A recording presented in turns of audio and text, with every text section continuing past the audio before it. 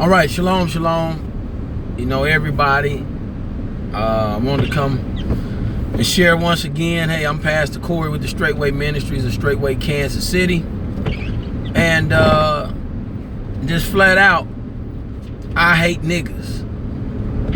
Now, you're probably wondering why in the heck I'm saying that. And you're probably wondering why I would start a video out like that. But I do hate niggas. And let me tell you what I mean when I say I hate niggas.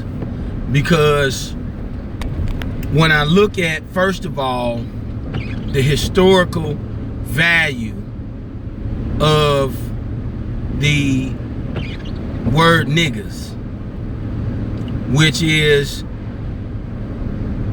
a forever evolving proverb used for blacks, and now with understanding used for those who had come into this country as slaves. And so when we look at the long-standing history behind the word nigger, we can see that on the old map of Africa it said Negro land. All right. And so, given value that slavery was a very, very traumatic event for black people, what I find is that, one, you know, just from when I was an educator, when I taught school, I found that our colleagues, you know, who were of other races of people, had this question. They didn't understand how could black people continually act the way they do, or why don't they just get out of this welfare mentality, or why don't they get off of food stamps and quit using the government assistance for everything and make something of themselves. Well, it's because of the nigger mentality.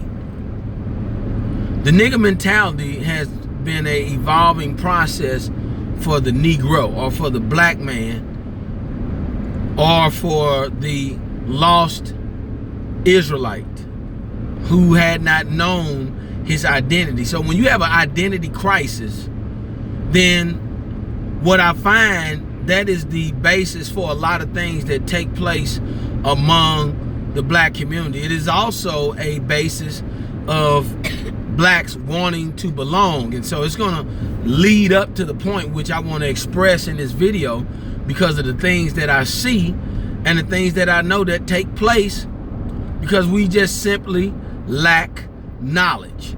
Now,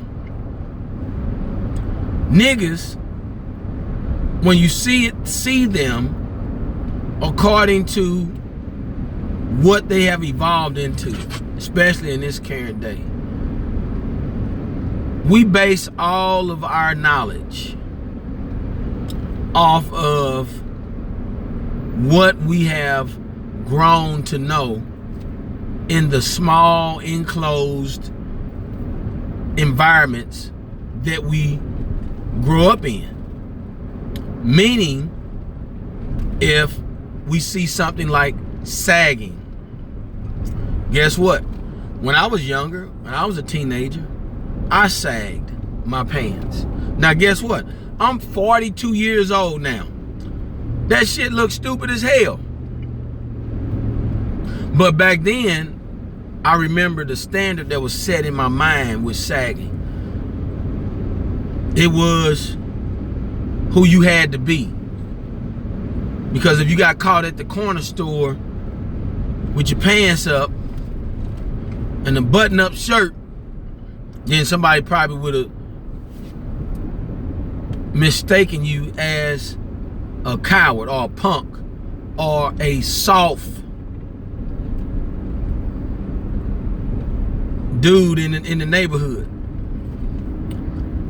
And so to me, that's a nigger mentality, meaning that it is a low standard.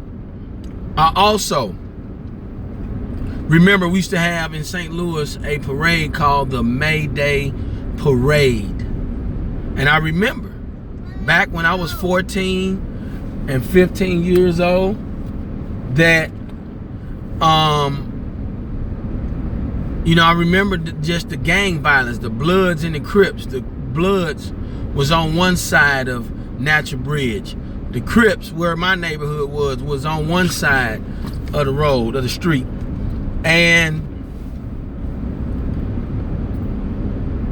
just on colors, wearing colors alone, we would get into it.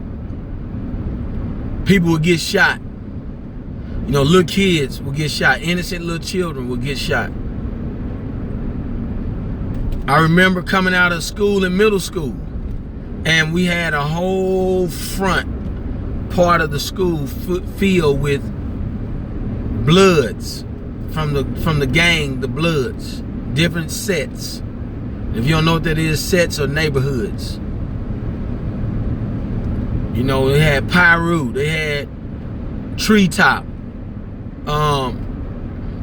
BOD. You know, they have a deal on iTunes. I know they used to have where they had a special on the Boys of Destruction. They did a special on this guy named Hitman T. This was a guy they dug his grave up. After they killed him, they shot him up pretty bad. Then they went and shot up his funeral. Then after that, they went and dug his grave up and shot his body up again and put his body on his mother's front porch. Niggas. So now I'm looking as the generations have passed, and I see that this thing has not ended. It's continuous, on and over and over and over and over. So what am I saying? Well, something has to be done about it.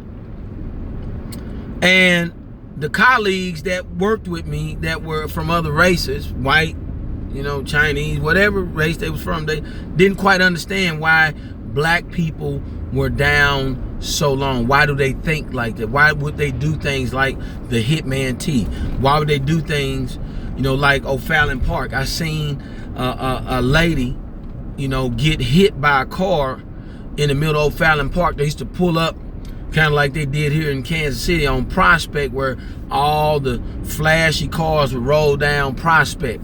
You know, way back when I first moved to Kansas City. Well, we had that in St. Louis. They used to roll down Natural Bridge, you know, with the big rims, the 24s and the 30s.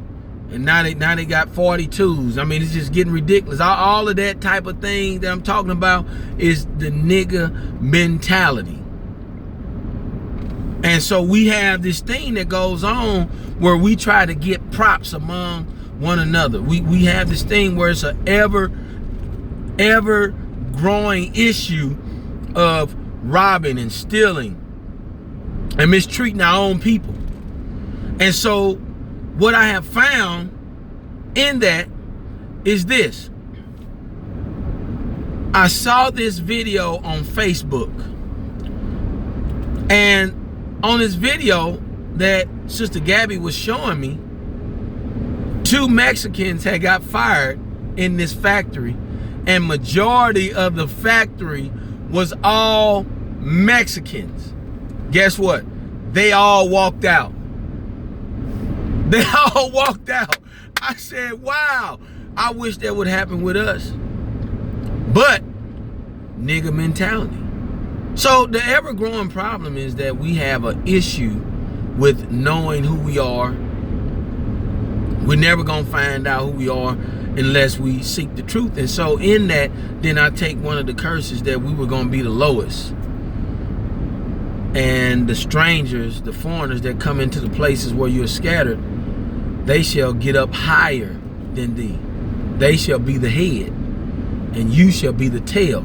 So when I look at that, then I begin to look at how this heritage has been given to us to change, to make a definite change as the people of the Most High Yah.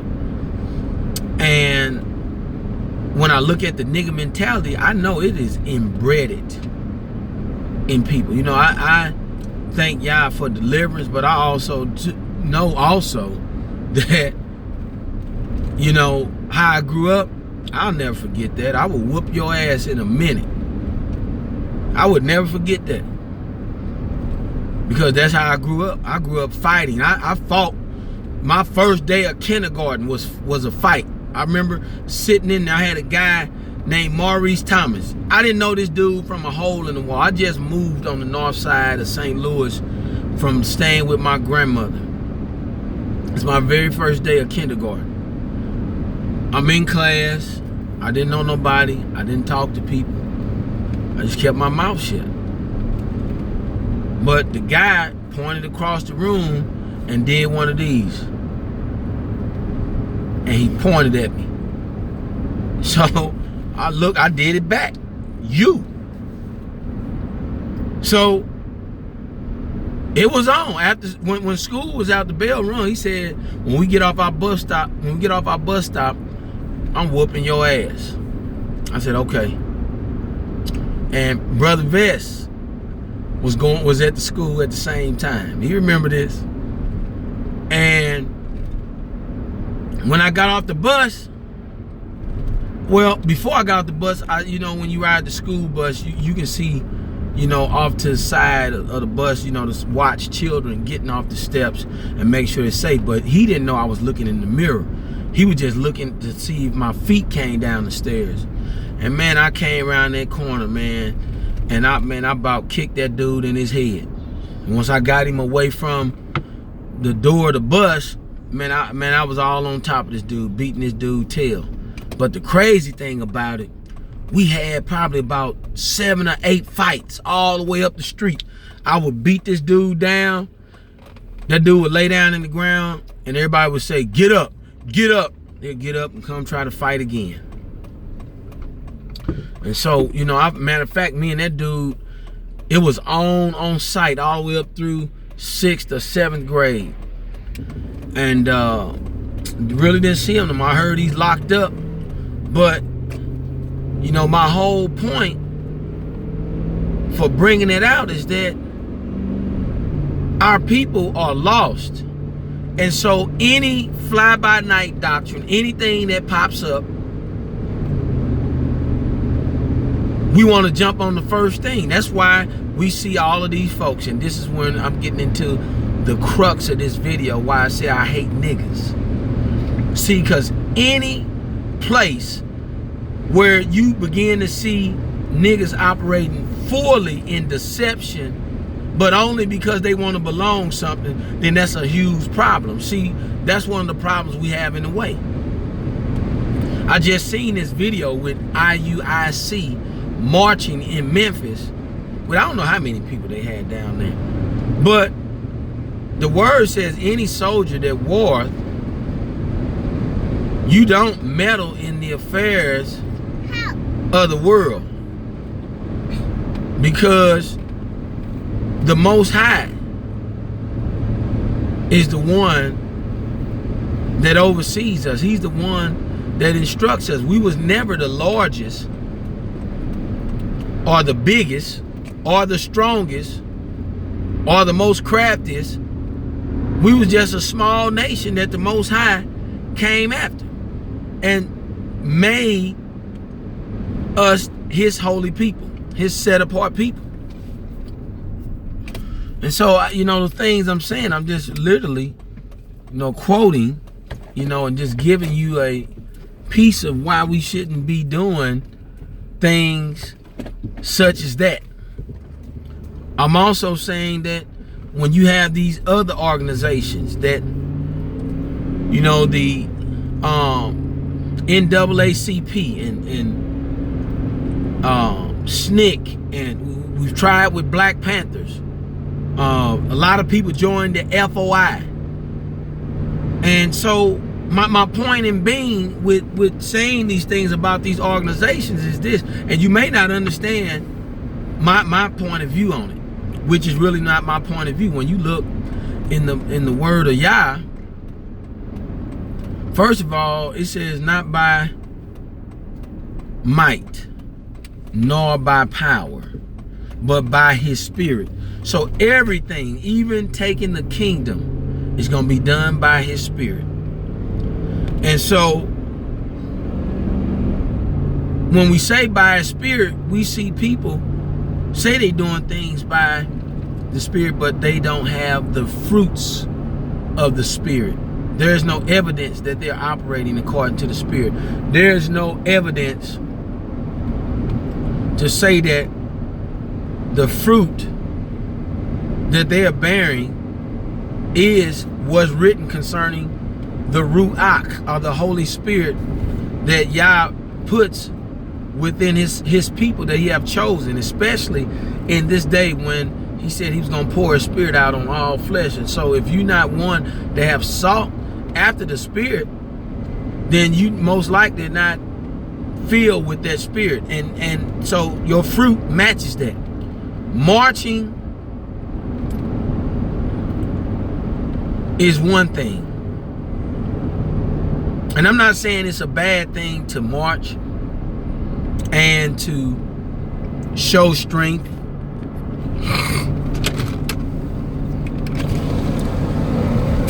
Damn it.